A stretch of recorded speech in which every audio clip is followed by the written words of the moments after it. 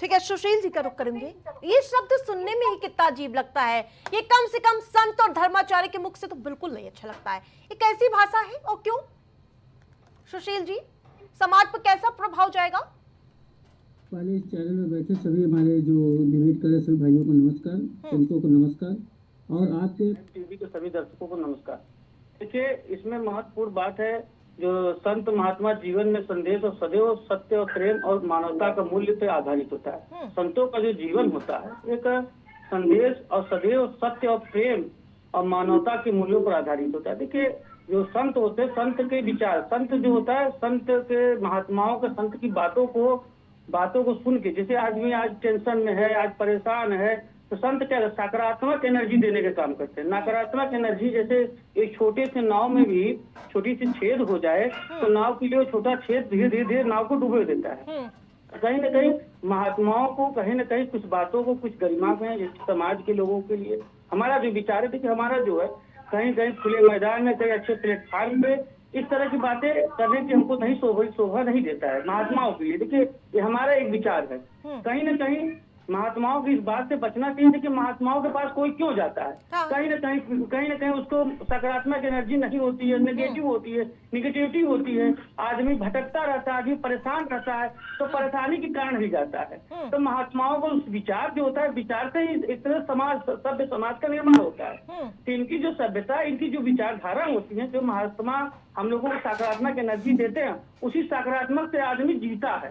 तो सकारात्मक एनर्जी देने की बात है, न कि विवाद। हमको आवाज विवाद में फैल के एक तरह से मानवता के लिए हमें समाज में विवाद और तनाव फैलाना, ये महात्माओं को शोभा नहीं देता है। हाँ। तो कहीं न कहीं जो शब्द होते हैं, सामाजिक प्लेटफॉर्म होते हैं, सामाजिक में कम से कम लाखों करोड़ों लोग भक्त बैठे होते हैं, तो कहीं न कहीं देखिए कुछ चीजें सत्य है, जानते हैं सत्य, लेकिन सत्य को भी जान के भी न जान के बोलना पड़ता है, क्योंकि उन महात्माओं को उस बात को सुधारने की जरूरत है। बिल्कुल, सुधारने के लिए जो भी पाठ पढ़ाए वो बेहतर होगा। ठीक है नितिन जी, ठीक है। आरती जी, एक बात आपने कहा था कि अनिरुद्धाचार्य जी महाराज जी अभी माफी मांगे थे इस बात को।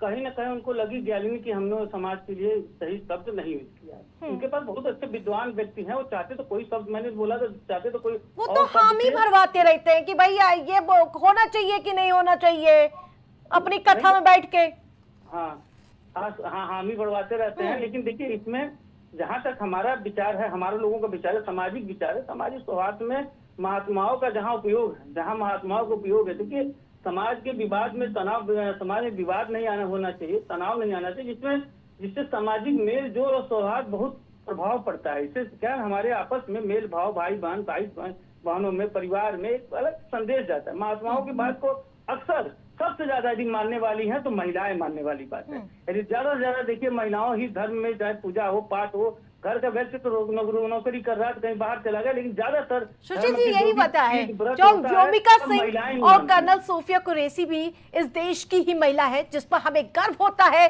और हम देश की बेटियां हैं, और हमें इस पर पूरा गर्व है कि इस देश में हमें इतनी स्वतंत्रता है कि हम अपने हिसाब से अपने क्या करना है, क्या नहीं करना है।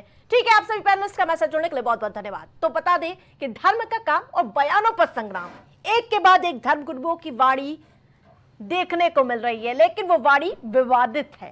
संग्राम के बीच समाज में गुस्सा है और पूछ रहे हैं कि जिस देश में नारियों को देवी के रूप में पूजा जाता है, ये धर्मगुरु आखिरकार चरित्र प्रमाण पत्र क्यों बांट रहे हैं, उस वक्त जब देश का शौर्य, हमारी बेटियां हर वर्ग में परचम लहराती हुई नजर आ रही है, कि उनके मनोबल को गिराने का आखिरकार काम क्यों हो रहा है। प्राइम चर्चा में फिलहाल इतना ही। देखते रहे प्राइम टीवी।